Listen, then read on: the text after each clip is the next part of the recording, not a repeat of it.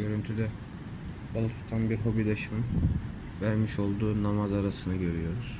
Ön tarafında yine balık tutan arkadaşlar var. Doğal güzelliklerin içinde hem ibadetini yapmak hem balığı tutmak ayrı bir meziyet. Bize de Allah kabul etsin demek düşüyor tabii ki. Görüntüde balık tutan bir hobidaşımın vermiş olduğu namaz arasını görüyoruz. Ön tarafında yine balık tutan arkadaşlar var.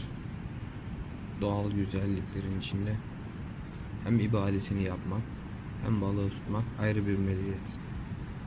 Bize de Allah kabul etsin demek düşüyor tabii ki.